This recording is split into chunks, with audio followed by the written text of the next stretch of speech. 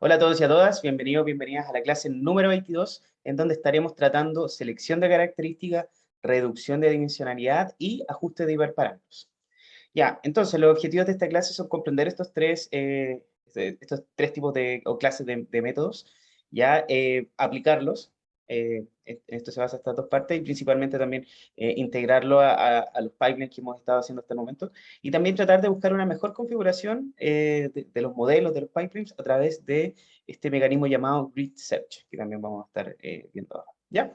Entonces, brevemente, lo que vamos a estar usando para esta clase es exactamente el mismo dataset que usamos para la clase de clustering, caracterización musical. ¿Ya? Entonces, recuerden, este es un dataset de distintas canciones en donde Spotify le calculaba unas ciertas propiedades físicas y también algunas otras propiedades que yo encontraba interesantes y entonces, esas se encargaban de caracterizar a cada una de las canciones. Algunos atributos, características de cada canción son la escala, si la escala es mayor o menor, cuántos pulsos hay por cada compás, con el volumen de la canción, loudness, acousticness, que es la probabilidad de que la canción sea solamente acústica, o también danceability, qué tan bailable es la canción, o qué tan energética, cuál es la probabilidad de que la canción contenga voces, cuál es la probabilidad de que haya sido grabada en vivo, la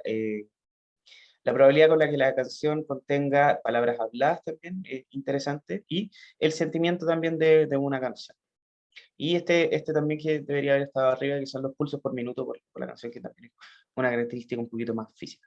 Entonces, todos estos características describen de alguna manera a una canción en particular. Y la idea es que nosotros transformemos este problema y lo volvamos en una especie de clasificación. ¿Ya? Entonces, además de esto, obviamente trae el nombre de la canción y también trae el género de la canción. Entonces, en este problema lo que vamos a tratar de hacer va a ser predecir el género de la canción a partir de todos estos atributos que hemos estado conversando recién. ¿Ya? Entonces, a simple vista, hay características que podrían estar repetidas, que son irrelevantes, y hay características que nos dicen más o menos lo mismo. ¿Ya? Entonces, pensemos en la parte de speechness. ¿Ya? Entonces, speechness nos dice que es uno si la canción contiene palabras habladas. ¿Ya? En un caso de un podcast, por ejemplo, este siempre va a ser uno porque el podcast es solamente hablar, bueno, también puede haber música entre medio y otras cosas, pero en general siempre van a haber conversaciones entre medio, ¿ya? Y este se puede relacionar mucho con instrumentalness, que es este atributo que dice que es uno cuando la canción es muy probable que contenga voz. ¿Ya? Entonces las dos cosas nos van a decir más o menos lo mismo. Contiene voz y el otro lado contiene palabras habladas. Hay un pequeño espacio entre medio que podrían como diverger estas dos cosas, que sería en el caso que usen muchas onomatopeyas, que en ese caso este sería uno, pero aquí no va a contener palabras habladas, entonces ese va a ser más cercano a cero. Pero es un caso súper particular y en general las dos deberían correlacionarse muy bien entre sí. ¿Ya? Entonces, ese es un ejemplo de que son características que o podrían estar repetidas o que nos dicen más o menos lo mismo y que pueden ser restadas. ¿Ya? Entonces, vamos a hacer lo que siempre hacemos primero, como vamos a trabajar con un dataset que no estamos viendo hace tiempo, vamos a hacer un pequeño análisis exploratorio. Vamos a cargarlo usando pandas. Vamos a describirlo, lo que recordamos de la descripción, tenemos 814 observaciones para todo, no tenemos ningún dato nulo, así que no hay problema. ¿Qué más? Bueno, la mayoría de estas variables que son probabilidades viven obviamente entre 0 y 1. ¿Ya? Aquí está, esta de acá, loudness, no viene entre 0 y 1. ¿Cuál otra? ¿Cuál otra? ¿Cuál otra? ¿Cuál otra? Tempo tampoco, duración tampoco y time signature tampoco. Ya, entonces esas son variables que vamos a tener que tratar cuando estemos haciendo el preprocesamiento. Get ejemplo entonces. Get ejemplo nos permitía ver distintos ejemplos y después lo podemos graficar a través de estos radar charts. ¿Ya? Entonces vamos a ejecutar esto porque ya lo vimos hace parte de clase. Y entonces estos radar charts lo que nos permitía es tener como un perfil un poquito visual de las canciones según las distintas propiedades que presentan. ¿Ya? Entonces, por ejemplo, Back in Black es totalmente distinta a Take Five, que es jazz. ¿Ya? Y es totalmente distinto también a cómo se comporta esta canción de reggaetón Esto no va. ¿Ya? Entonces, que hay diferencias grandes entre todas, sí, sí, en la práctica son relativamente visibles, entonces podríamos decir que estas características nos podrían ayudar eventualmente a distinguir los distintos genes. ¿Ya? Entonces aquí lo último, un par de histogramas, cómo se distribuye la duración, muy normal, loudness también muy normal, con la largada hacia acá y la otra hacia la derecha. Tempo es como una doble distribución normal, un poco extraño, este no se comporta tan normal, así que habría que usar min-max, por si acaso, para, eh, para asegurarse. Y las otras variables en general, bueno, todas viven entre 0 y 1, y aquí yo creo que no habría que hacer ninguna normalización, porque como todas viven entre 0 y 1, podríamos directamente usarlas sin mayores problemas. ¿Ya? Y lo último que hicimos entonces fue hacer una proyección en 2 dimensiones usando UMAP. Eso lo hace todo este código y ustedes después pueden verlo con un poquito más de calma. ¿Ya? Entonces, listo, aquí está todo nuestro dataset. Fíjense, aquí está la música clásica y está también el jazz, un poco de jazz. A este otro lado, aquí está concentrado el hip hop. Un poquito más abajo está el pop acá, el rock latino. Se encuentra más o menos por todas partes. Y lo mismo que la música pop, que igual está por todos lados. Y ¿qué otra cosa tenemos? Ah, el reggaetón se encuentra como esta parte de acá, también un poquito difuso. Ya no es sencillo intentar separarlo. Y ahí lo que quiero que se queden es que hay algunos que son relativamente sencillos de separarlo, ¿cierto? El hip hop, por ejemplo, está en una zona bastante bien definida. Estos de acá también. Esto de acá, que parece que es música clásica, me parece, ¿no? ¿Qué es esto? Música disco. Parece que algo tiene que nos podrían decir. Pero en general los datos no son tan separables, ¿ya? O sea, no vemos que hay un patrón relativamente sencillo para poder separar los datos. Así que vamos a tener que esforzarnos bastante por este problema de clasificación que, eh, que no va a estar tan sencillo, ya que no podemos cortar los datos. Por lo menos en esta proyección no hay cómo cortar los datos para separarlos todos de forma relativamente bien. Bueno, ¿ya?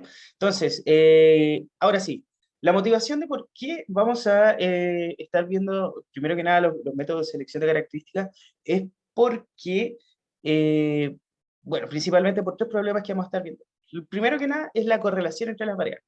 Habíamos dicho que habían variables que aportaban más o menos lo mismo, que estaban diciendo bueno, más o menos la misma cosa. Entonces, para poder analizar eso, una de las herramientas fáciles que tenemos es ver cómo se correlacionan las variables entre sí. Entonces, recuerden, la correlación de Pearson en particular, que es la que está escrita acá, varía entre -1 y 1, y entonces si es cercano al 1, en lo práctico lo que dice es que si crece una, también la otra va a crecer al mismo tiempo, ¿ya? Mientras mayor sean más similares van a ser las variables. Y si es negativo, crece una, decrece la otra. ¿Ya? Entonces vamos a ejecutar, vamos a calcular las correlaciones para algunas variables, principalmente las variables probabilísticas. Y entonces lo que vemos acá es que hay correlaciones muy positivas y muy negativas. ¿Cuál, por ejemplo? Danzabilidad con energía, 0,58, una correlación alta, con loudness, 0,62, también una correlación bastante alta. Eh, Aquí, bueno, también lo mismo, loudness con energía 0,83. Esto es prácticamente lo que nos está diciendo que energy y loudness es más o menos la misma cosa. ¿Ya? Y por otra parte, también tenemos correlaciones muy negativas, como por ejemplo aquí acousticness con energy. ¿Ya? O sea, mientras más acústica es la canción, menos energética es para cómo están representadas las canciones. ¿Ya? Ok, entonces también tenemos con loudness y con danceability, parece que esas tres no se caen bien con acousticness ni tampoco con instrumentalness, que son las que están acá. ¿Ya? Entonces, tenemos secciones en donde vemos claramente buenas relaciones y en otras que no tan buenas. Ok, entonces tenemos variables altamente correlacionadas. Ya, eso era lo interesante, lo que quería que veremos. Detalle interesante número 2, la correlación entre las variables de entrada y la variable por predecir. Ya entonces ahora ya no vamos a estar correlacionándonos directamente con las otras variables, sino que vamos a ver cómo afecta cada una de las variables que nosotros queremos, o sea, bueno, la variable que nosotros queremos predecir, pero en particular cada una de las clases de la variable que nosotros queremos predecir con respecto al resto de las variables. ¿Ya? En este caso vamos a tener primero que nada sacar las labels. Fíjense que las labels están codificadas como strings, y antes de poder usarlas siquiera tenemos que hacer el cambio eh, a one hot encoder, ¿ya? Ok, entonces ejecutamos nuestro one hot encoder y lo que obtenemos es lo siguiente. Tenemos género de música clásica, música disco, música electrónica, hip hop, jazz, pop, reggaeton, reggae, o sea, rock, perdón, y rock latino. Entonces, tenemos una columna para cada uno de las posibles labels de salida. ¿Ya? Entonces aquí, eh, ahora toca correlacionar. Ya correlacionemos eh, cómo se relacionan cada una de las salidas, ¿ya? Con respecto a cada una de las variables probabilísticas que habíamos visto antes. Y lo que vemos acá son relaciones bastante interesantes, principalmente para la música clásica. Fíjense que la clásica tiene una correlación muy inversa con estas variables de acá, danzabilidad, energía y loudness. O sea, la música clásica está muy caracterizada por ser contraria a estas características en particular. Por otra parte, en este caso de acá, el hip hop tiene una correlación muy alta con speechness, ¿ya? Que era esta variable que indicaba si habían palabras habladas dentro de la canción o no. Y es sumamente obvio, ¿cierto? Hip hop, si es hip hop, o rap, tiene que tener sí o sí palabras habladas, ¿ya? Por otra parte, otra cosa tenemos? También correlación súper alta entre la música clásica y acousticness y instrumentalness, y eso hace en parte que la música clásica sea muy fácil de separar, ¿ya? Y en general para el resto no hay cosas tan claras, ¿ya? Danzabilidad con reggaetón tiene sentido también quizás, pero pareciera ser que el resto de las correlaciones no es tan fuerte. Entonces, una de las cosas, deducciones interesantes que podemos sacar de acá es que para la música clásica, por ejemplo, tenemos que sí o sí, en el caso que nosotros vayamos seleccionando las variables con las cuales vamos a entrenar un clasificador, tenemos que sí o sí quedarnos con estas que están acá, que son danzabilidad, energy y loudness, porque estas sí nos van a permitir distinguir entre los distintos estilos, o por lo menos entre la música clásica y el resto de las cosas. ¿Ya? Y un dato interesante para la tercera parte es si usamos el artista. Ya vemos, por ejemplo, que Daddy Yankee tiene 6 canciones, tiene 6 canciones, y para abajo, por ejemplo, aquí Machine tiene una sola canción, Grandfather Flash, otra canción. Entonces, si nosotros hacemos un histograma rápido, vemos que la mayoría de los artistas tienen solamente una canción, y el que tiene más, Daddy Yankee con 6, en verdad, tampoco es tanta la información. Ahora, por otra parte, nosotros sabemos que Daddy Yankee canta reggaetón. Y todas las canciones que van a estar involucradas Daddy Yankee van a ser de reggaetón. Entonces, también va a ser un factor decisivo para poder clasificar una canción como reggaetón o no. ¿Ya? Ok, entonces, el problema es que si nosotros hacemos un one hot encoding de esto, a ver, creo que ahí sí. Ahí está, ¿ya? Entonces, si nosotros hacemos un one hot encoding con esto, nos vamos a encontrar que se generan 506 columnas, solamente para codificar nombres de los artistas. Y esto es un tremendo tema, ¿por qué? Porque ahora tenemos los datos distribuidos en 506 más finalmente las otras columnas, que en total da 519, que en verdad es una locura, ¿por qué? Porque tenemos 814 datos por 506 columnas. Tenemos muy pocos datos para la cantidad de columnas que nosotros estamos intentando procesar, ¿ya? Entonces, ¿qué es lo que pasa acá? Pasa principalmente que hay algo que le pasa a los clasificadores, regresores, que es esto que vamos a estar viendo acá, que es la maldición de la dimensionalidad. Y entonces la maldición de la dimensionalidad es el problema que consiste que a medida que aumentan las dimensiones, los datos tienden a hacerse cada vez más sparse o escasos o poco densos sobre las dimensiones con las cuales están representados. Entonces, una simple analogía para entender esto es el siguiente dibujito, la figura que estamos viendo acá. Si nosotros representamos los datos en una sola dimensión, tenemos que los datos están bastante juntos aquí, ¿cierto? Tenemos este y este de acá, por ejemplo. Y bueno, obviamente tenemos poca información para saber, no sé, por ejemplo, cuál es más cerca uno que otro. Y entonces tenemos aquí, definitivamente nos falta información. Por ejemplo, este de acá no sabemos si está más cerca de este de acá o de este de acá. En verdad aquí pareciera ser que está a la misma distancia de estos dos. Si nosotros aumentamos una dimensión más, ahora, por ejemplo, tomemos este punto, ahora sí vamos a poder saber que este está más cerca que este de otro de acá, ¿ya? Pero con la condición de que ahora los datos van a estar un poquito más dispersos. Fíjense que ya no están tan compactos, sino que ahora empezaron a ampliarse. Si ponemos tres dimensiones, ahora los datos van a estar más dispersos, ¿ya? Los mismos datos vamos a tener que obviamente las distancias se van a ir de a poco incrementando, eh, pero van a estar más dispersos entre sí.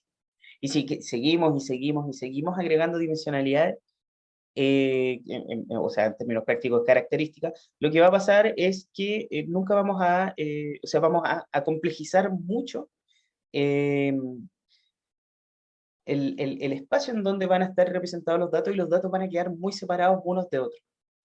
Eso, en términos prácticos, hace que induzca comúnmente una reducción del rendimiento dentro en los clasificadores de Excel. ¿Y por qué? Porque necesitamos más información para hacer decision boundaries acá. En este caso de acá, por ejemplo, si quisiéramos hacer un decision boundary aquí, simplemente tiramos una línea así, ¡pum! Listo, dividimos clase 1, clase 2 acá.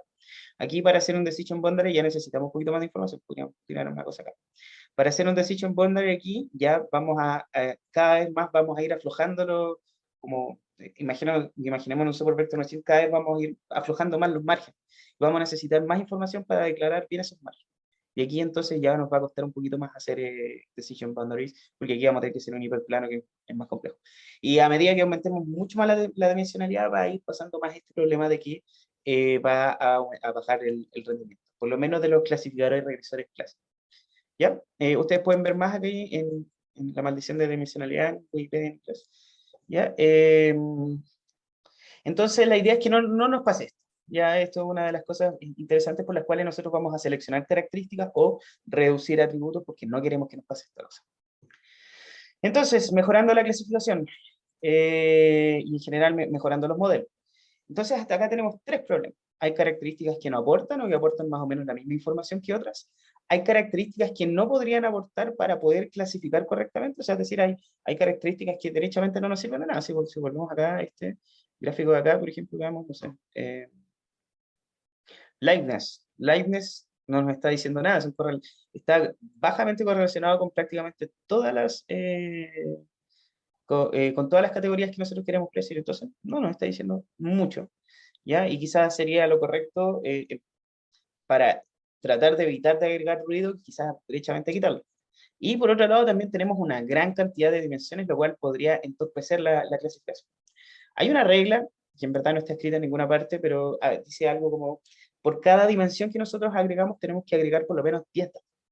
O sea, en este caso de acá, nosotros deberíamos tener 5.200 datos más o menos para que pudiéramos representar bien todas estas dimensiones. El problema es que no tenemos esa cantidad de datos, tenemos solamente 814. Entonces, tenemos también problemas con la cantidad de dimensiones. ¿Ya? Ahora, punto aparte también, ¿es problema en términos prácticos, es problema esa cantidad de dimensiones? No, no es problema. Si ustedes van a trabajar con 500.000 dimensiones, ahí van a tener grandes problemas. Pero si van a estar trabajando solamente con las 610 o 519, que es la que tenemos, me parece que eran 519, sí, no va a ser tan terrible tampoco. O sea, no se van a estropear tanto los resultados por usarlas. De todas maneras, si podemos seleccionar algunas y dejar algunas poco relevantes afuera, entonces sería correcto que lo intentáramos hacer. ¿Ya? Entonces, para mejorar los modelos, primero que nada tenemos que declarar una cosa que se denomina baseline, ¿ya? Y el baseline no es nada más que un modelo inicial muy básico que a medida que vamos a ir generando, o sea, digo, claro, generando modelos que sean un poquito más complejos y que tengan selección de características, vamos a ir entonces comparándolo entre ¿ya? Todavía no hemos definido muy bien qué es la selección de características, ¿cierto? Pero quedémonos con la idea que simplemente, dado un conjunto grande de características que puedo tener en alguna parte, yo me quedo simplemente con un subconjunto que de alguna manera me va a mejorar la clasificación. ¿Por qué? Porque eliminamos ruido, porque eliminamos características que no aportan y porque además reducimos la dimensional. ¿Ya? Esa es la selección de características, simplemente. Entonces, ¿qué es lo que hacemos con el baseline? tiramos el modelo más sencillo, después probamos uno sacándonos el 50% de las características, y ese nos da acá, y después el 60, y ese nos da acá, y después el 20, y nos da un poquito acá. Y la idea es que nosotros entonces tengamos esta base para que podamos ir comparando y poder ir diciendo, ¿sabes qué? Esta técnica me está aportando a la clasificación y está haciendo que yo tenga un modelo mucho mejor que el que tenía antes. Entonces, durante toda nuestra clase, toda la clase, perdón, nuestro baseline va a ser un árbol, un decision tree, entrenado con todas las features. Simplemente todas las features, no vamos a hacer ninguna selección, vamos a hacer simplemente este clasificador básico. Ok, corremos esto. Fíjense que tenemos el preprocesamiento. El preprocesamiento tiene simplemente un min-max scaler acá, one hot encoder acá, y también tiene un pipeline, entonces, en donde tiene las dos etapas de preprocesamiento y de el decision tree, ¿ya? Aplicamos también lo de siempre, holdout, separamos, train test. Y ahora definimos una función que simplemente toma un pipeline y un conjunto de datos de entrenamiento y de prueba y entrena y después evalúa. Ya y la evaluación después se imprime si es que esta flag print está como verdadera. Ya y también retorna el F1 score weighted. Este, no, debería ser macro. ¿Ya? Ok, entonces entrenamos y evaluamos, tenemos nuestro baseline entonces, lo entrenamos y ¿qué es lo que obtenemos como resultado de la clasificación? En general le va relativamente bien.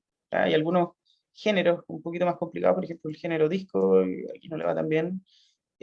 Otro género que le va relativamente mal es el rock.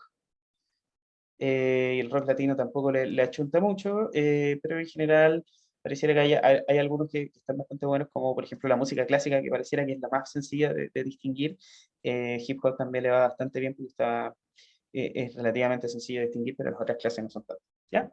Entonces tenemos un macro average de 0,54 y ese es el valor que vamos a ir usando por el resto de la clase, ¿ya? Entonces, finalmente, este es el score de nuestro baseline. Y contra este puntaje nosotros nos vamos a ir comparando el resto de la clase. Entonces, una pregunta interesante, ¿cómo sé que mi modelo es mejor que uno que clasifica al azar? Y es una pregunta bastante interesante porque pasa mucho que uno no sabe muy bien si el modelo que uno está tratando de entrenar anda mejor que si yo tirara simplemente una moneda, un dado, qué sé. ¿Ya? Entonces, es un temazo. Principalmente porque en el caso que yo quisiera saber que estoy metiendo mucho las patas, que mi modelo de verdad no me está diciendo nada, entonces tengo esta pequeña herramienta que me permite saber si de verdad estoy haciendo lo mejor o no que algo aleatorio. ¿Ya? Entonces, modelos dummy.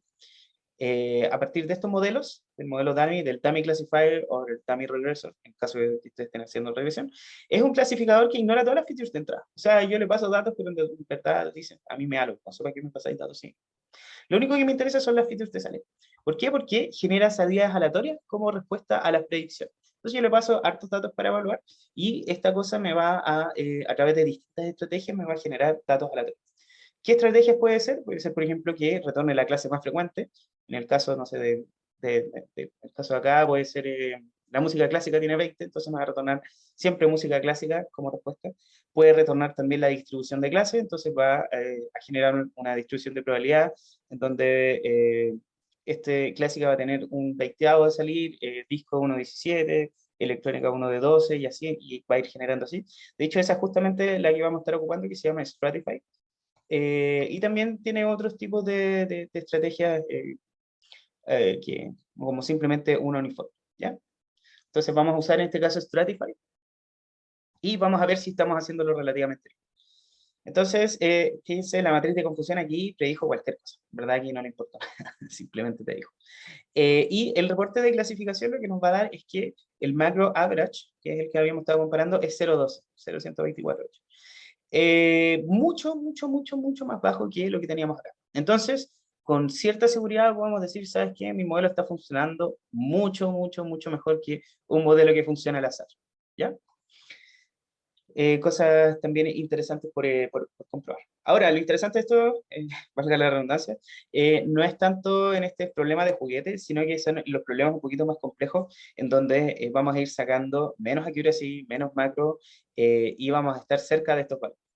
Y imagínense entonces un problema de dos clases en donde tirar una moneda sale 0,50 y tiene más o menos la misma distribución. Entonces, 50 y 50, este tendría una accuracy del 50%, supongamos, si tiramos una distribución uniforme. Eh, entonces, tener estos valores acá tampoco son más buenos que el azar, ¿cierto? Porque este sería 0,54. Ya en ese caso, entonces se pone un poquito más complicado. Solamente para aclararlo, este es el baseline absoluto. Este es el baseline con el que nosotros queremos empezar a mejorar. Pero si no pasamos este, entonces hay que replantearse las cosas. ¿Ya? Ok, entonces ahora sí, por fin llegamos a la zona de selección de atributos. Recordemos, tres problemas, características que aportan más o menos la misma información, características que podrían no aportar información para clasificar correctamente, y el tercero es que tenemos una gran cantidad de dimensiones, lo cual puede entorpecer la clasificación por el tema de la maldición de la dimensionalidad. Entonces la idea es aplicar métodos que permitan de forma automatizada seleccionar un subconjunto de características para que entonces se mejoren los resultados de los modelos de clasificación y regresión que nosotros vayamos implementando. Entonces, hay varios métodos. A mí me gusta bastante el método del filtro o schema independent, que en la práctica es simplemente tomo todas las características y comparo su relevancia con la variable que yo quiero predecir de salida a las categorías de las letras.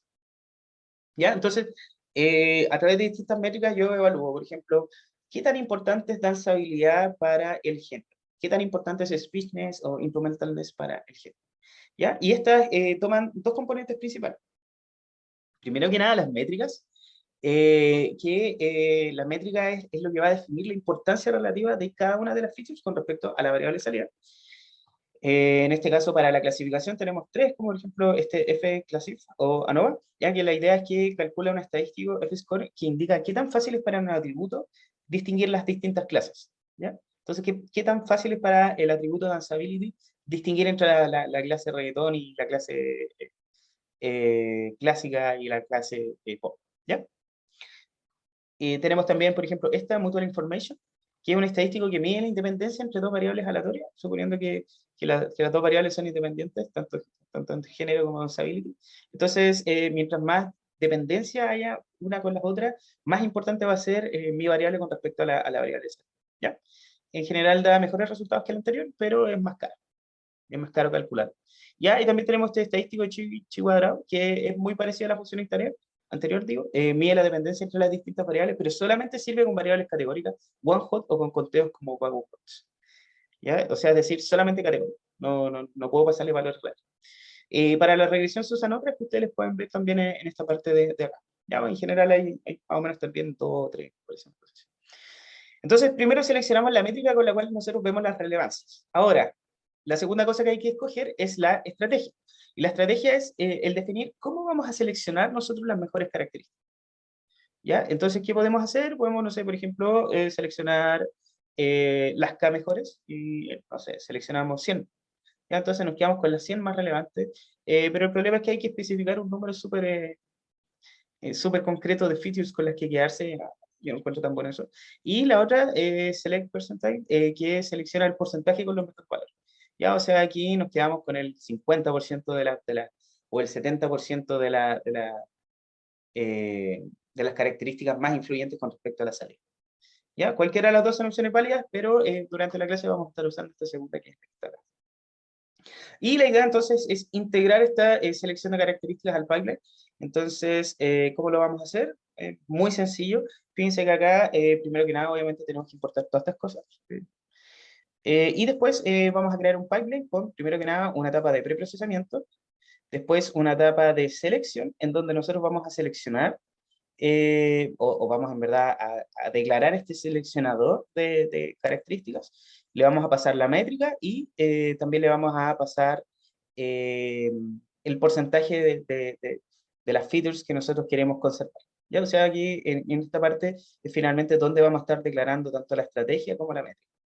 Y por último, vamos a declarar algún modelo como el Decision Tree, entonces simplemente vamos a tener algo que va a ser el que vamos a evaluar. ¿Ya? Entonces, vamos a ejecutar y nos vamos a quedar entonces con una clasificación con el 70% de eh, de las características, de las mejores características. Y lo que vamos a tener es 0,53. ¿Ya? Y si nos comparamos con la original, que me parece que era 0,54, disminuyó. O sea, usar el 70% de las características parece que disminuye el rendimiento. Pero ¿qué pasa si ahora ocupamos 20%, 20% de las características? ¿Ya? Y con 20% de las características sube un poquito más a 0,54, o sea, es decir, usando el 20% de las características más relevantes, vamos a tener el mejor puntaje que usando el 70%. Que definitivamente es una cosa contraintuitiva, ¿cierto? O sea, es decir, estamos disminuyendo la información, pero al mismo tiempo estamos mejorando el puntaje. Una cosa bien extraña. Pero es principalmente porque estamos eliminando ruido. Estamos diciendo, ¿sabes qué? Esta característica que tenemos acá me agranda excesivamente el modelo y en verdad nos aporta mucha información, así que, no fue. ¿Ya? Ahora, también podemos usar la otra métrica, Mutual Info, o sea, información mutual, que fíjense, se demora un poquito más, pero, y también quedarnos con el 20%. ¿Ya? ¿Y qué es lo que pasa? Nos queda ahora 0,545, que es un poquito mejor que la que habíamos obtenido recién, 0,542. ¿Ya? O sea, nos dice también, ya, esta cosa está seleccionando 20% mejor y ahora está funcionando un poquito más. Entonces, la pregunta es, ¿cómo elegir el mejor porcentaje de features por conservar? ¿Y cómo elegimos también la métrica? Usamos fclassif, usamos Mutual Info. Pregunta interesante. Entonces, una de las cosas que podemos hacer es seleccionar una sección particular del pipeline. Ya no sé, por ejemplo, la Select Percentile. Ya, entonces, recuerden que nuestro pipeline era el Selection Pipeline, que tenía estas tres etapas: preprocesamiento, selección y después el árbol. Y podemos seleccionarlas a través de puntos steps.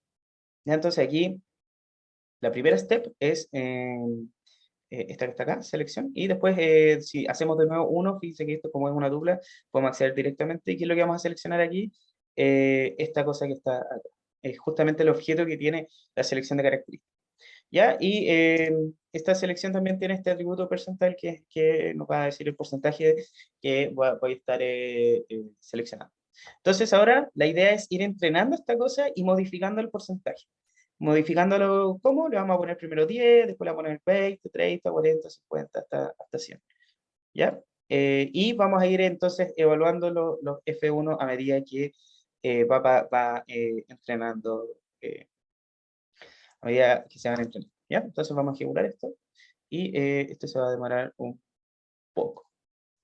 Entonces los resultados obtenidos son los siguientes. Fíjense que con 10, 20, 30, 40 se obtienen resultados relativamente menores. Ya en el 40 entonces empezamos a superar. Empezamos a encontrar una que nos da 0,55 y que era incluso más alta que el baseline.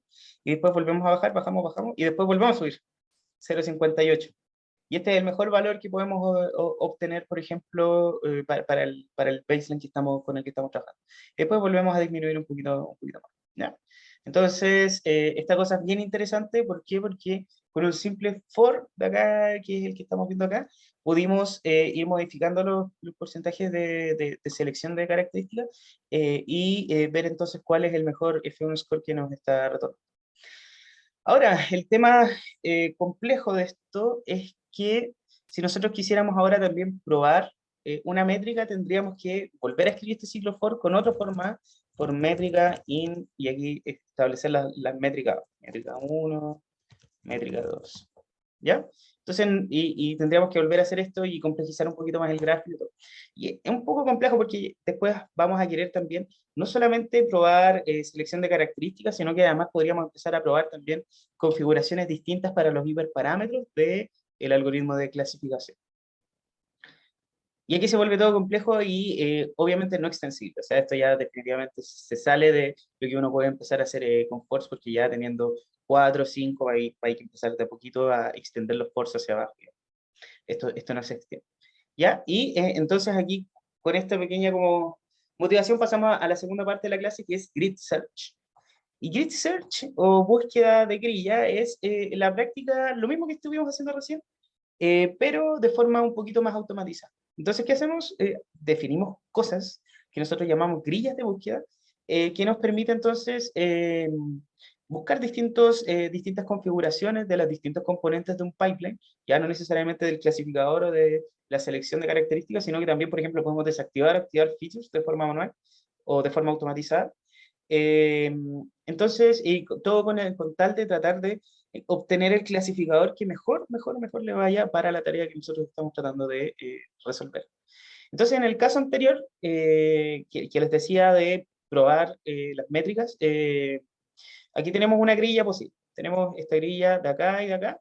Tenemos estas dos columnas que nos va a indicar que, por ejemplo, vamos a usar estas dos métricas y al mismo tiempo, por cada una de las métricas vamos a hacer una prueba con 10%, 20%, 30%, o sea, hasta el 100%. ¿Ya? Entonces, ¿qué vamos a estar haciendo en verdad allí? Vamos a estar entrenando 20 clasificadores, 10 con esta métrica y 10 con esta otra. Ya, perdón,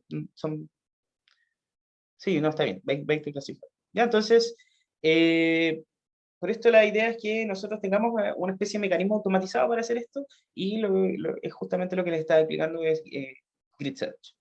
Entonces, encontrar parámetros disponibles para modificar. Esto es una de las partes más complicadas porque la notación es un poco fome, ¿ya? Entonces, ¿qué es lo que pasa? Que cada uno de los componentes de scikit-learn, prácticamente todos, tienen que implementar esta clase getParams. Y esta clase getParams este método getParams es un método que accede a todos los posibles parámetros que nosotros podemos escribir acá. ¿Ya? Entonces, por ejemplo, cuando nosotros declaramos un decision tree, lo que estamos declarando aquí es un criterio, por ejemplo, y el criterio va a ser key. ¿Ya? Para el caso, por ejemplo, de la selección de atributos, es select percentile.getParams. Entonces, si nosotros ejecutamos esto, falta instanciarlo, perdón, ahí sí. Entonces, getParams tiene simplemente dos atributos, que es percentile y score function. ¿Ya? El score function, entonces, la función, esta función de acá, ANOVA o mutual information, y el percentile es el porcentaje con el que nosotros queremos. Entonces, a partir de estos nombres que nosotros vamos a tener acá, vamos a poder después ir declarando los distintos valores que nosotros vamos a querer probar. En el caso de una pipeline que es un poquito más fome, ¿ya? ¿Por qué? Porque en la pipeline, como vamos a tener distintas steps, distintos pasos acá, se va a agrandar mucho y vamos a tener que tener una nomenclatura personalizada, ¿ya? Entonces, la nomenclatura va a ser primero el nombre de la etapa, que sería, por ejemplo, selection, acá. Después guión bajo, y el nombre del parámetro con el cual nosotros queremos modificar. ¿Qué podría ser, por ejemplo, selection percentile, ¿ya? Y ahí con eso sí entonces vamos a poder acceder a ese parámetro particular.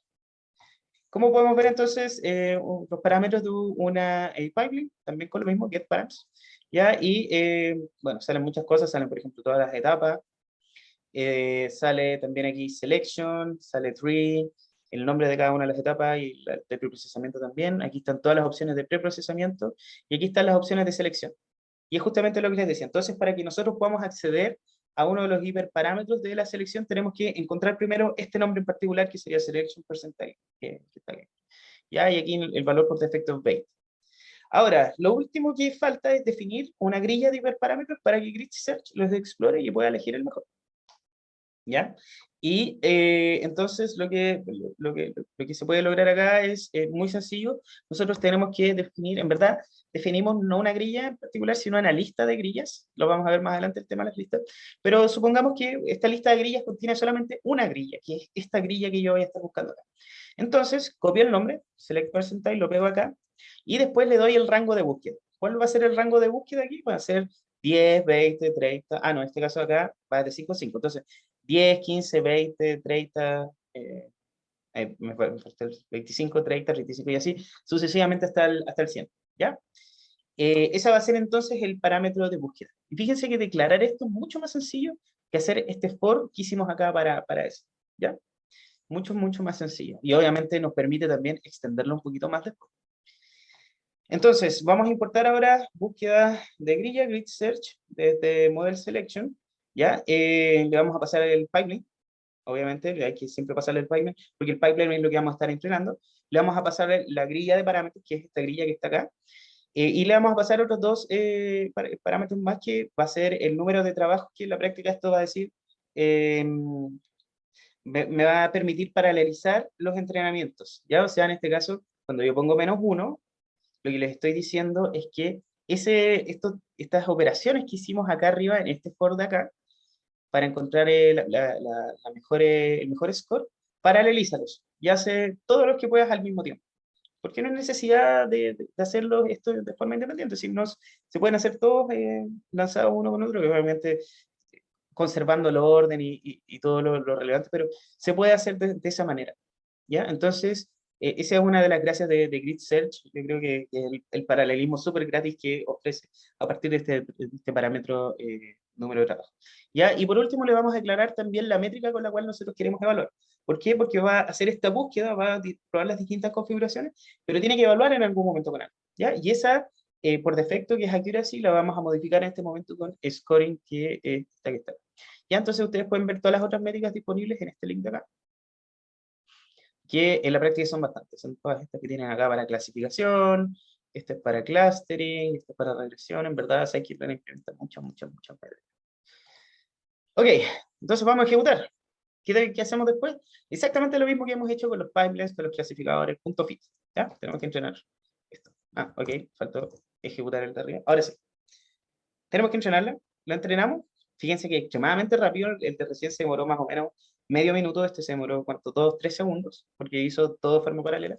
Y entonces aquí empezamos a encontrar los mejores scores. Y el mejor score, por ejemplo, que logró acá es 0.548, ya mejor que el 0.54 que teníamos originalmente en el base.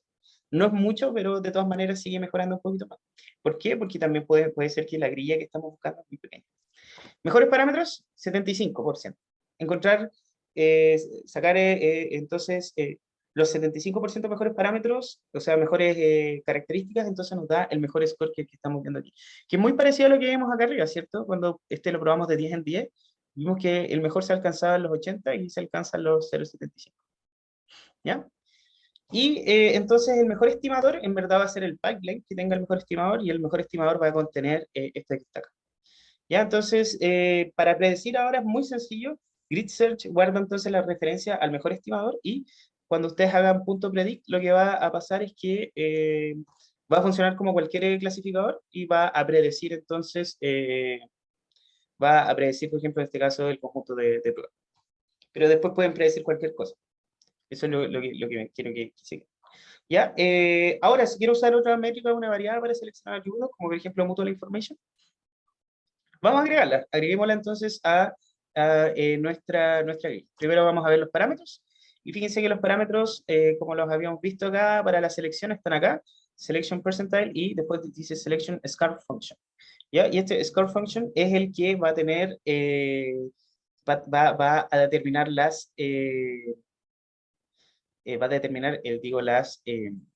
métrica, ¿ya? Entonces, copiamos, pegamos acá abajo, y aquí está la grilla de parámetros. Fíjense que hay solamente una grilla.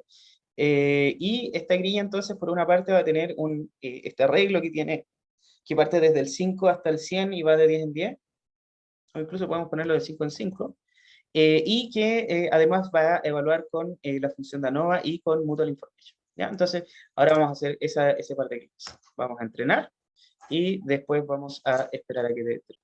Ok, entonces gracias a la magia de las pausas, podemos saltarnos este fome de tiempo de entrenamiento y podemos ir derechamente a ver el registro. ¿Y qué es lo que obtenemos? Que ahora mejoró un poquito más el puntaje, 0.553.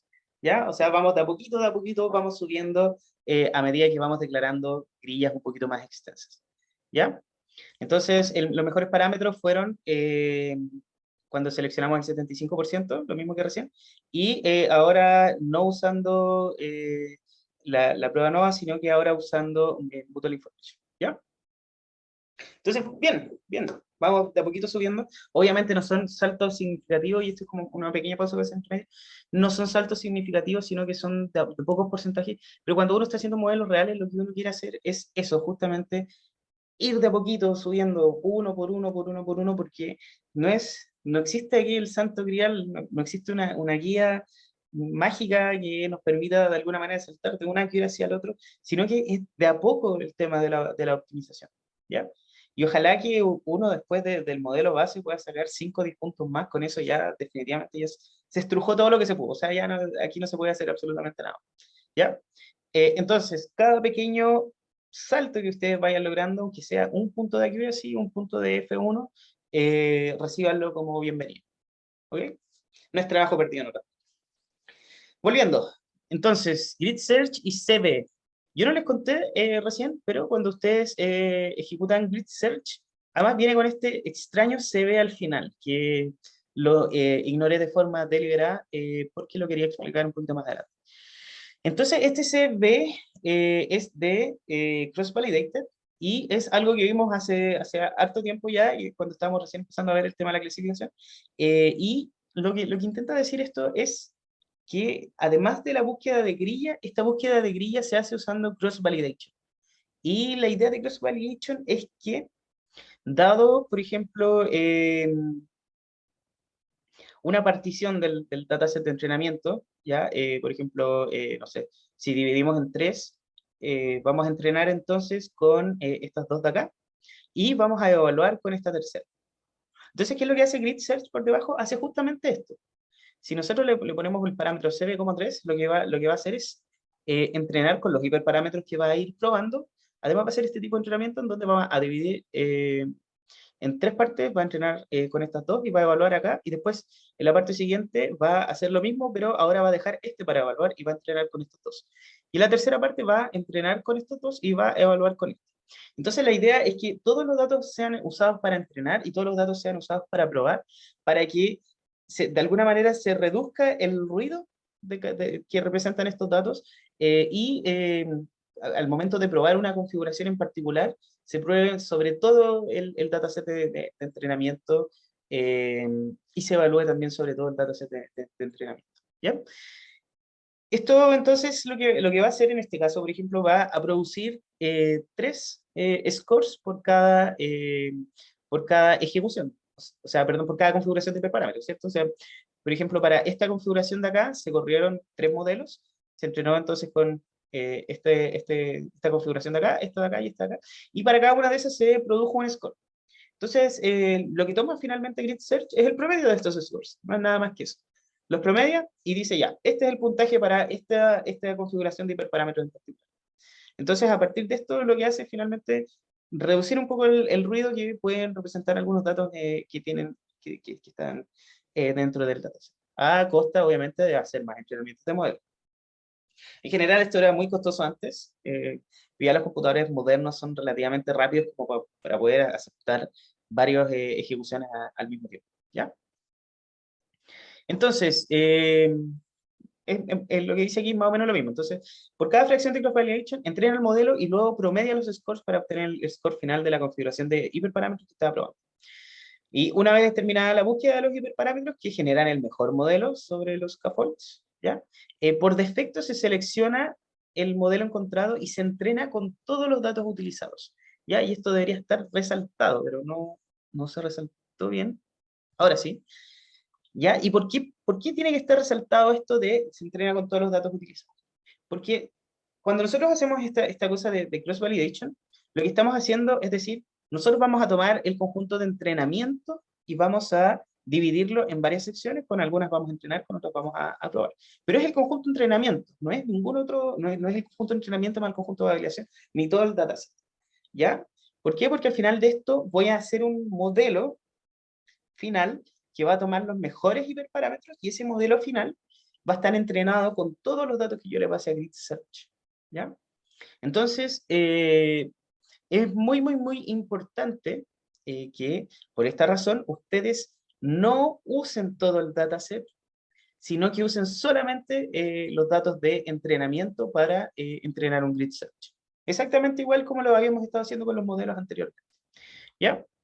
Entonces, de todas maneras, si ustedes quieren usar todo el dataset, cosa que obviamente no recomiendo, porque después igual quieren evaluar con respecto a datos que nunca vio, porque aquí acuérdense que para entrenar vio todos estos datos, si quieren verlo con datos que nunca vio, entonces tienen que usar este parámetro refit igual false. que lo pueden encontrar también en la documentación de Grid Search. Lo que les decía es una fuente de data leakage. Ya habíamos conversado también los data leakage, filtraciones de datos, que se filtran datos de evaluación en el proceso de entrenamiento, y la idea es que no pase eso. Ya, la idea es que nunca tengamos datos que nosotros vamos a evaluar para entrenar. ¿Por qué? Porque vamos a estar haciendo trampa, porque estamos viendo datos del futuro que se supone que no deberíamos tener disponibles en el momento que nosotros sacáramos un modelo, por ejemplo, para predecir, no sé, en alguna empresa o una cosa así. ¿Ya? Ok. Entonces, bueno, para ver los resultados, ustedes pueden gridsearch.severresults, y aquí les salen los resultados por cada una de las ejecuciones. Aquí está. Split 0, Split 1, Split 2, 3, 4, 5, son 5 por defecto. Y aquí pueden ver, por ejemplo, el F1 de la Split 0, del Split 1, Split 2, Split 3, Split 4, el promedio y la desviación estándar. ¿Ya? Y la última columna también es bastante interesante, que es el ranking final de la ejecución. Este, por ejemplo, le fue mal, estuvo en la posición 40, pero por aquí, ¿cuál es el que tenemos mejor? El 4, el 2, aquí está el 1. ¿Ya? Entonces, este de acá fue el que obtuvo mejores resultados, y fíjese que hay un split que sacó 0,64, o sea, una brutalidad. ¿Ya? Ok, entonces, pregunta antes de que terminemos de ver la última parte de Grid Search, es: ¿podemos entonces también, si ya estamos cambiando los parámetros, hiperparámetros, podemos cambiar el clasificador y podemos probar varios tipos de clasificadores al mismo tiempo?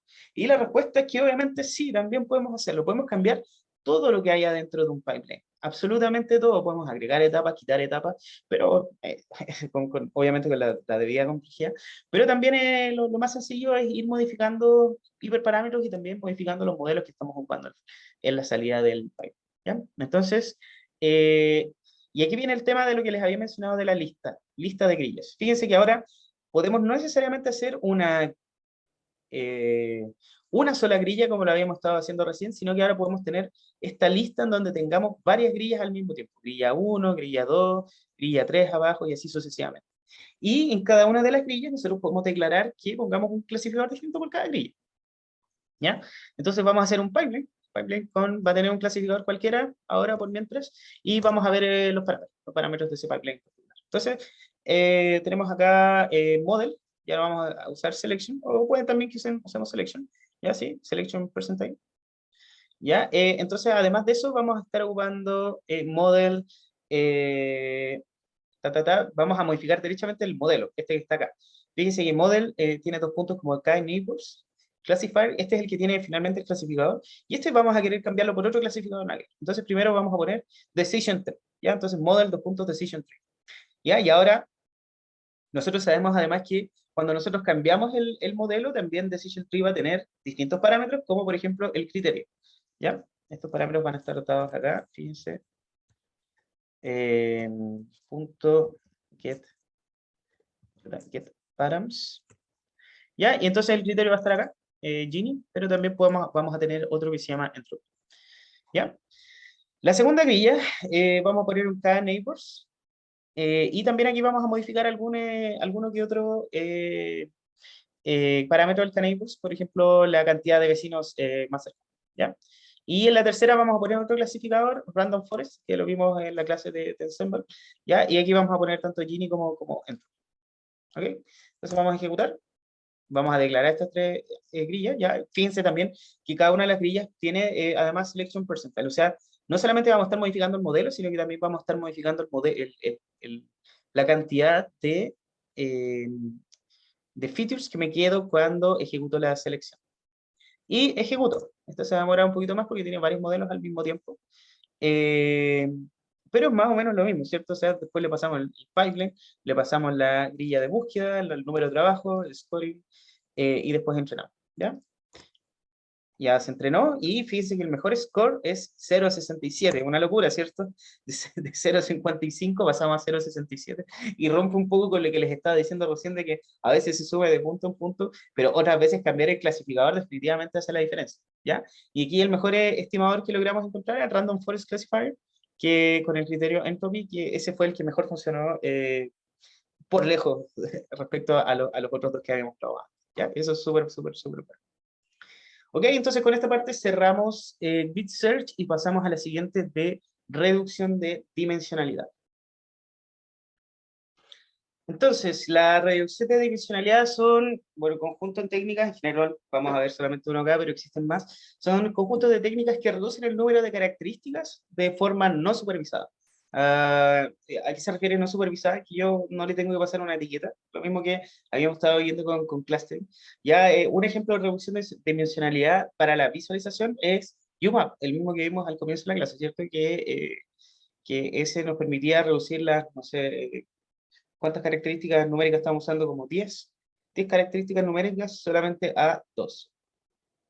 Entonces, estas técnicas de reducción de dimensionalidad que no necesariamente están enfocadas a visualizar, permiten eliminar ruido, por primera parte, permiten también mejorar el rendimiento de los modelos, sobre todo si se tienen muchas dimensiones, y proyectan también los datos en 2 o 3 dimensiones, y en el caso que nosotros queramos visualizar. El problema de los algoritmos de reducción de dimensionalidad, a diferencia de la selección de atributos o de características que habíamos visto antes, es que las dimensiones que quedan ya no son interpretables. Y ese es un problema grande. ¿Por qué? Porque a diferencia del otro que yo podía hacer, ya yo me quedé con transabilidad y speechness, qué sé yo. Aquí ya es una combinación de distintas dimensiones que nosotros no podemos entender fácilmente. ¿Ya?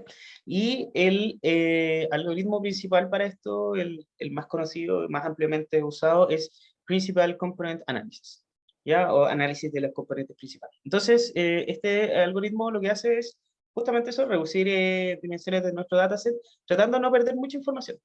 ¿Ya? Entonces, el objetivo es encontrar direcciones tales que al proyectar nuestros datos, la varianza de los puntos se maximice. Ya, súper complejo esto, pero si lo vemos acá en estos pasos se pueden ver un poquito más sencillos. Entonces, supongamos que nosotros tenemos estas 2 dimensiones y queríamos reducirlas solamente a 1. ¿Qué es lo que vamos a hacer? Primero que nada, vamos a encontrar la dirección en donde los datos tengan la mayor varianza posible. ¿Ya? O sea, es decir, eh, en este caso, los puntos que vamos a estar viendo van a ser estos puntos que van a estar puestos acá. ¿Ya? Entonces dado esa dirección, vamos a definir un eje en donde va a haber va a estar la mayor varianza, y después vamos a también mover los ejes que nosotros teníamos en esa dirección. Vamos a hacer un par de cálculos matemáticos después que se escapan un poquito del propósito del curso, ¿ya? Y lo que vamos a hacer es, dentro de este eje que nosotros encontramos, vamos a proyectar entonces nuestros puntos. Por ejemplo, este lo vamos a proyectar acá, que en este caso este se proyecta aquí, por ejemplo, o este de acá se va a proyectar acá y este de acá. Proyectarlo sobre la dirección que nosotros estamos tratando de calcular. Y por último, vamos a mover ese eje, que va a contener todos los puntos, lo vamos a desplazar para que ahora sea ese un eje, un componente eh, que esté derecho dentro, por ejemplo, del eje C, que es este que vamos a traer. Entonces, fíjense que finalmente encontramos la dirección en este caso, porque solamente una dirección, pero después se puede expandir a más dimensiones. Encontramos la dirección en donde se maximiza la varianza, entonces después de eso proyectamos los datos dentro de esa dimensión y nos queda algo como de este estilo que estamos viendo. ¿Ya?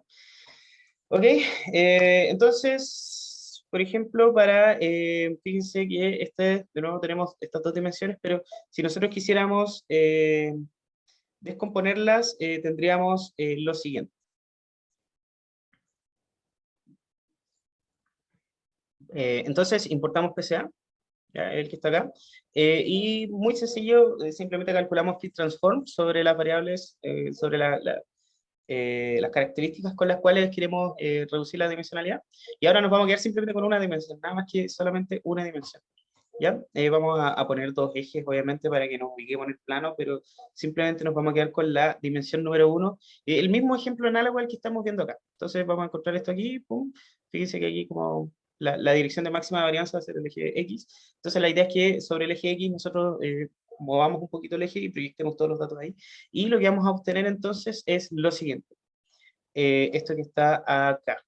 Y fíjense que entonces tenemos solamente un eje, entonces ese eje contiene prácticamente todos los puntos, y algo bien interesante es que pareciera que hay clusters de puntos, ¿cierto? Como aquí está la música clásica, aquí está el jazz, aquí no sé, está el hip hop, y aquí está el pop, y aquí arriba está la electrónica, no sé.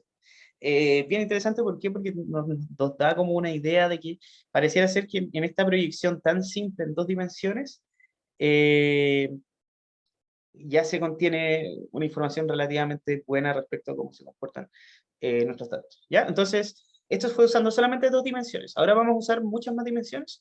Vamos a ocuparlas prácticamente todas.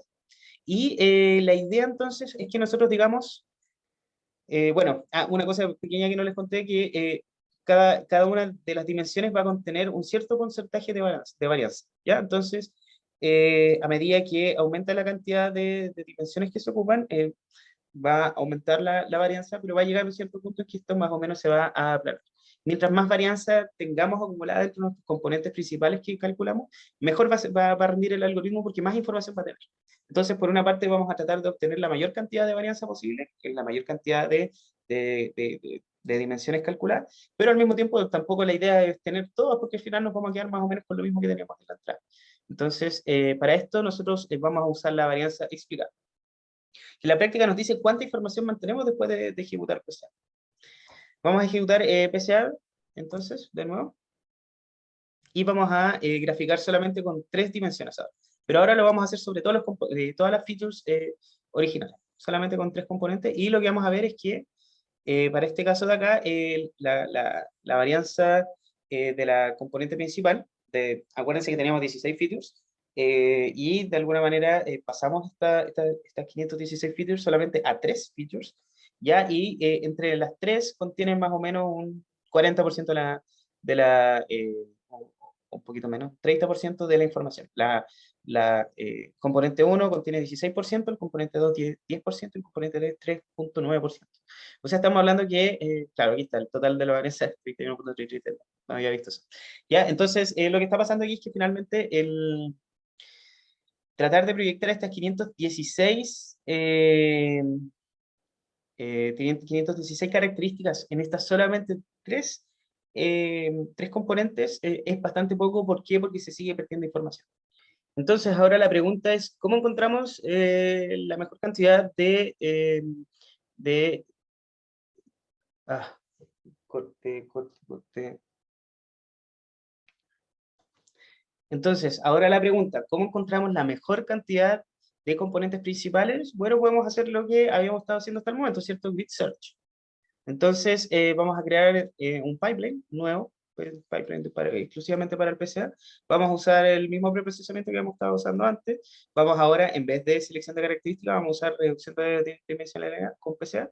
Y por último, vamos a usar Decision Tree, el más básico que habíamos usado al comienzo, ¿ya? Entonces vamos a ejecutar y vamos a obtener los parámetros. Entonces los parámetros aquí, el que nos interesa es para probar la cantidad de componentes que nos vamos a quedar con PCA, es, aquí está, número de componentes. ¿Ya? Entonces, número de componentes, vamos a generar una grilla, esta grilla que tenemos acá. Ya no vamos a tener la grilla con el porcentaje de selección de atributos, sino que ahora vamos a por el número de componentes que nos vamos a quedar. ¿Ya? ¿Y cuántos vamos a explorar? 10, 20, 30, 40, 50, 100, 200, 300, 400 y 500. ¿Ya? Vamos a ver, entonces, los que vamos a probar son por ejemplo, 10, 20, 30, 50, 100, 200, 300, acá. Es finalmente cuánta información nosotros le vamos a estar pasando al clasificador. ¿Ya? Y vamos a ejecutar. Entonces ejecutamos. Algo falló aquí. Quizás no habían, claro, 500 está como fuera del rango, ¿cierto? Ahí sí. Ya entonces, con estos lo que obtuvimos es un 50% de macro average, mucho más bajo de lo que habíamos estado obteniendo antes, ¿cierto? De 0,54. Pero esto es principalmente por el hecho de que cuando nosotros calculamos PCA, de todas maneras vamos a perder información, ¿ya? La otra, cuando seleccionamos características, estamos dejando características que no son relevantes afuera, pero aquí de alguna manera estamos tratando de compactar toda la información en dimensiones un poquito más pequeñas. Y por lo general se obtienen resultados más bajos que incluso la selección de características, ¿ya? Ahora la utilidad de esto que encuentro que es un poquito mejor es cuando tenemos muchas dimensiones, y estamos hablando de 100.000 dimensiones. Cuando ustedes están trabajando con cosas como ese estilo, hacer un PCA puedes cambiar el destino de la clasificación, ¿ya? Y otro tema también que es un poco más rápido que la selección de características, que tiene que hacerse como variable a variable. En cambio, esto es una operación matricial que está muy recontra optimizada para funcionar bastante rápido. ¿Ya? Ok, entonces, mejor estimador, ¿cuánto sacó los 300 componentes? Ya, ese fue lejos del mejor estimador, y fue el que tuvo esta información que en la práctica está acá. ¿Ya? Ese fue lo mejor que pudimos obtener. Y con eso terminamos la parte de PCA para pasar a la última parte de la clase, que son las mejoras a Grid Search. Entonces tenemos que pensar que el algoritmo que estamos usando ahora es de fuerza bruta.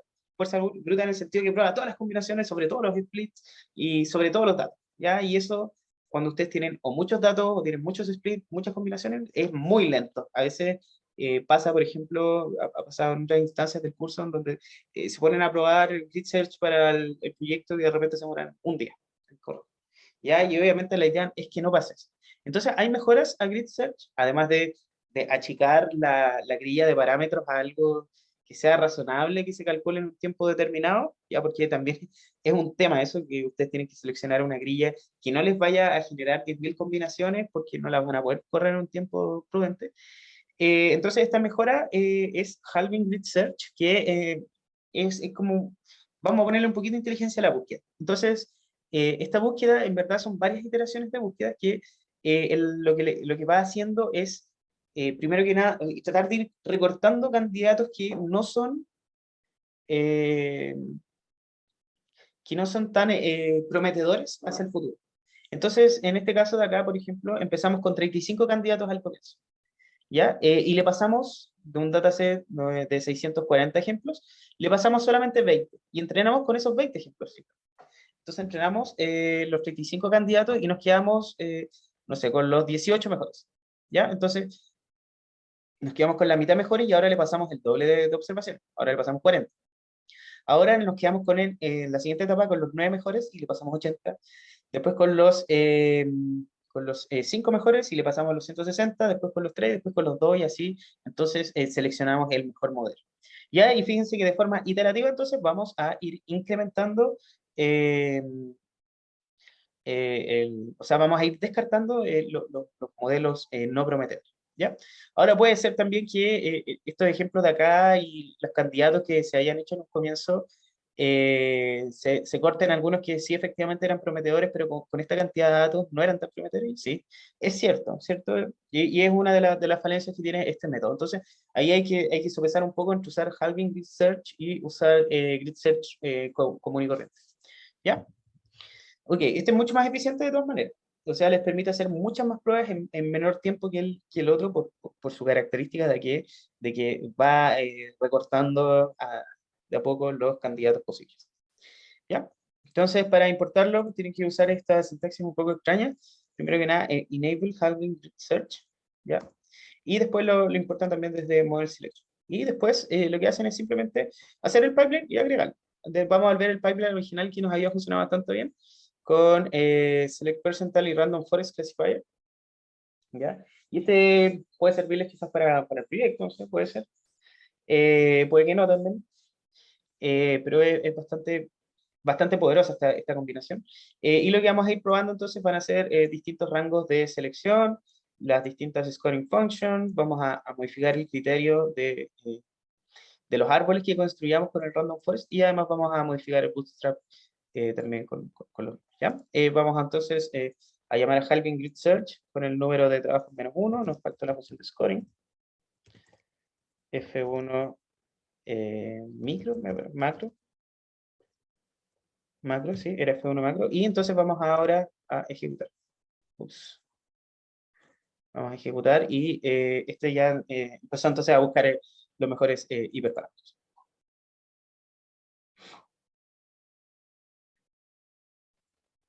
Entonces, una vez terminada la optimización, lo que vemos es que sacó 0,68, por lejos el puntaje más alto obtenido para todos los clasificadores que hemos estado viendo hasta el momento. ¿Ya? Y con esto entonces demostramos que, bueno, o sea, no tan extremo como demostramos, pero mostramos que esta es una alternativa relativamente viable para explorar hartas combinaciones, porque aquí fíjense que no, hicimos muchas combinaciones de distintos clasificadores y poder descartar al tiro las que son un poquito probables. ¿Ya? Proyectos relacionados. Este es un problema, todo el tema de optimización de modelos es un problema grande, en el sentido de que de que no es solamente algo que a Scikit-learn se le haya ocurrido, sino que hay muchas otras técnicas que utilizan como búsqueda bayesiana, donde uno le pasa un cierto rango de parámetros y le pasa el inicio y el final, y esto como que va probando de forma aleatoria algunos espacios, cosas de ese estilo, y en general estos tres hacen más o menos, bueno, este de acá y este otro hacen más o menos lo mismo. Yo les recomiendo bastante Optuna, que tiene también compatibilidad con Scikit-learn, como que ellos también implementan una especie de grid search para Scikit-learn, y también sirve mucho para este caso para redes neuronales, en el caso que ustedes estén implementando ¿ya? Y este usa algoritmos evolutivos también, no lo he probado, pero también creo que es bastante poderoso. Entonces, o sea, tres proyectos relacionados, con los cuales ustedes pueden probar distintas estrategias para encontrar los mejores modelos, ¿ya? Y si ustedes van acá a esta página, y también interesante, Related Projects, van a poder encontrar muchos proyectos, no necesariamente relacionados con optimización, pero sí con otras cosas, como por ejemplo, eh, no sé, veamos acá, bueno, aquí está la selección de los modelos, pero también pueden encontrar, por ejemplo, para redes neuronales, para regresión y clasificación, otros para descomposición y clustering, ¿ya? ¿Qué más? Otras para preprocesamiento. Este, por ejemplo, en Balancer Learn también es bien interesante, porque tiene varios métodos para sub y sobresamplear datasets, y así sucesivamente. Entonces tiene una lista bastante buena, bastante interesante de proyectos relacionados que ustedes pueden explorar y que quizás algún día puedan encontrar bastante útiles para los problemas que vayan a estar resolviendo, ¿ya?